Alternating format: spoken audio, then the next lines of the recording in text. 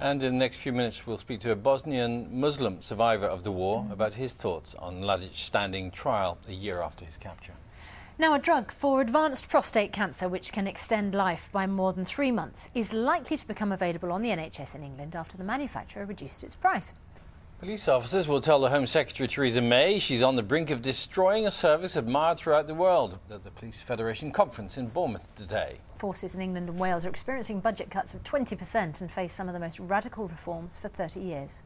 The President of Greece, Karolos Papoulias, will meet party leaders today to set up a caretaker government until another election can be held and new votes It's being claimed that fewer elderly people in England are getting free care despite rising costs and an ageing population. The Labour Party obtained figures under the Freedom of Information Act, which they say also reveal big differences in home care charges depending on where people live. David Beckham. Oh, David Beckham. David Beckham. David Beckham. We love that name so much we both said we together. had to say it twice. He's been welcomed to the White House by President Obama to celebrate his team winning the Major League Soccer Championship in the US. President Obama shared some jokes with the squad and reminded Beckham he's no longer the youngest of footballers. And many modern homes don't have enough storage space for even basic items like vacuum cleaners and ironing boards, according to a new study at least. The Royal Institute of... Telling us about your own problems with storage this morning. Dean says his sister bought a one-bedroom flat to get on the property ladder. It has no cupboards apart from those in the kitchen for food. So nowhere to store a ladder then? No. Because he has nowhere else to put A, the vacuum cleaner, or B, his coat. Amazing. Thank you very much for sending that in, by the way. 8:10. Carol will have the weather within the next quarter hour. The trial of the former Bosnian Serb army commander Ratko Mladic is getting underway at The Hague this morning. Yes, he's accused of 11 counts of war crimes, including genocide and the massacre of 7,000 Muslim men and boys at Srebrenica during the Balkans War in the 1990s. We are joined now by one of the survivors of those atrocities, Mirsad Selakovic. Let's catch up with the weather now, and here's Carol. Thank you. I hate to see what her big caveat was going to be like, that's all. Thanks very much. Right. That's just left everybody stunned. It's 8:19. It certainly is. And this is the moment that we've all been waiting for on the programme. Now, let's return to the Isle of Wight. The overall unemployment figure fell in the UK last month. The number of 16 to 25-year-olds around the UK still don't have a job remains high at more than 1 million. So we'll see if that's changed at all when the latest jobless figures come out later. Steph's on the Isle of Wight this morning, where youth unemployment is particularly high. Good morning, Steph. Yes. Our very own recruitment consultant, Yes. Steph McGovern. And Thanks, Steph. Crossed for it at the end. Yeah, I hope that works out. 23 minutes past 8. Around 900 children are born every year in the UK with a serious hearing impairment. Just over a decade ago, half of them still wouldn't have been diagnosed by the age of 1.5. And that sort of delay can have serious implications for a child's development. Now by Danny and Nina Lister. Who off you go? Just go on. He's picking up this Spider-Man and he's going to go off. Let's just keep Sam on the programme all morning, shall we? Yeah, let's go. Come on, Mummy. Go on, later on breakfast, we're taking a look at the banker who battled to protect some of the wildest parts of the UK. Daniel Butcher can tell us more. Good morning, this is Breakfast with Susanna Reid and Bill Turnbull. Good morning. Our main news this morning. The former Bosnian Serb General Ratko Mladic goes on trial in The Hague today, 20 years after the start of the conflict in Bosnia. I expect he's got lots of underwear drawers at Buckingham Palace, or whatever his home's called. Many modern homes, though, don't have enough storage space for even basic items like vacuum cleaners and ironing boards, according to a new study. Isn't it?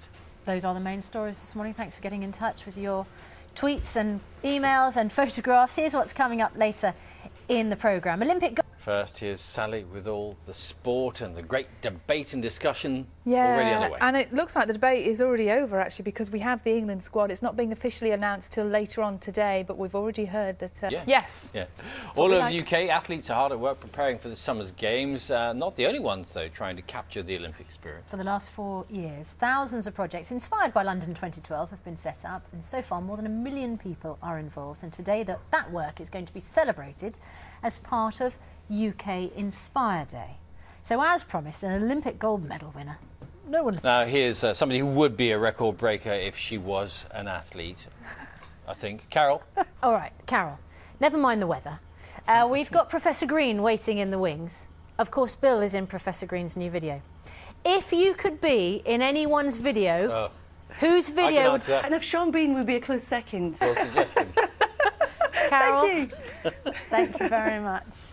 It's 12 minutes to 9. 100 years ago, a banker named Charles Rothschild came up with an radical idea, and it had nothing to do with bonuses or anything like that. He wanted to protect some of the wildest and most beautiful parts of the UK. The movement he started back in 1912 went on to become the Wildlife Trusts. And Daniel Birch has been taking a look at Rothschild's legacy, and he's at Sydenham Hill Wood in London. Very much, Daniel Butcher there.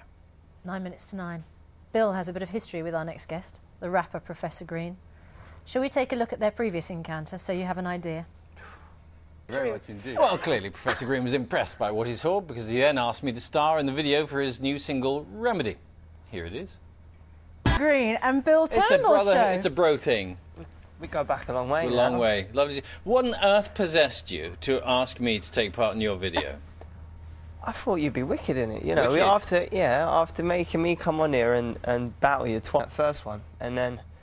It was only said to me, what on earth was going on? And I said, I left before any of that happened. It's just a regular. It had nothing of course to do you with did, me. Bill. No, seriously. Yeah, of course you yes. did, Bill, yeah. And there was a young lady being dragged along the floor as well. I wasn't there for any of that. I was just in that scene, and then I was out straight away, wasn't I?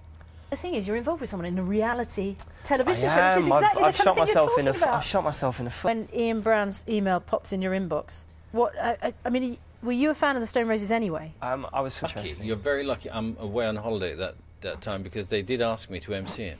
Did they? And that would have only ended up in one place, wouldn't it? Only one place. It would have been bad. It would have been bad for me. Yeah.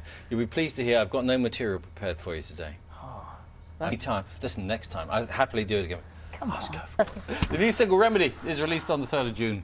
Having a go at starting up your own country or spending 6 months saying yes to absolutely everything, well, there are ideas that Danny Wallace dreamed up, and he's turned both of those attempts into successful books. In fact, saying yes to everything became a huge, massive film. Yeah, it did, with Jim Carrey. Now, though, he's leaving the real-life adventures behind and turning his hand to fiction with his latest book, Charlotte Street. And Danny's here now. He doesn't, right? No. But he looks down, he's still got a disposable camera in his hands from when he was helping her. So now he's got this dilemma. Does he develop the film? So hang on, she's dropped it. She's struggling to get into a cab with loads of bags. He helps her with it. Yeah, but she's dropped the disposable camera. Charlotte Street, available now. In a moment, we're talking to Andy McCluskey and Paul Humphreys from the 80s synth-pop band, Orchestral Manoeuvres in the Dark.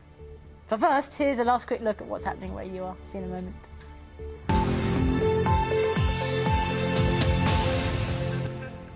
Who's going to say this?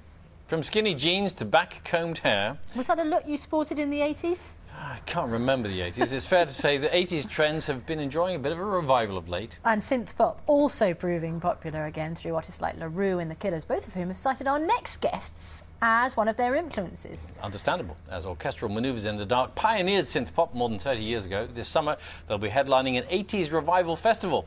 Founding members Andy McCluskey and Paul. Do you want to see yourselves at London's Hammersmith Apollo? Not really, but we're old, are you?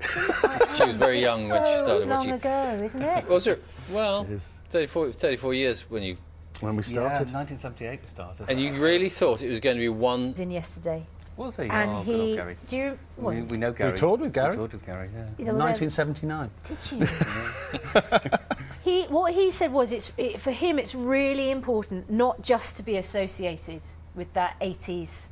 You know. Festival at Henley-on-Thames on Sunday, the August 19th. Oh, I like the way you did that. Do that again? No. That's it. all from us. Thanks for your company. Back tomorrow, 6 o'clock.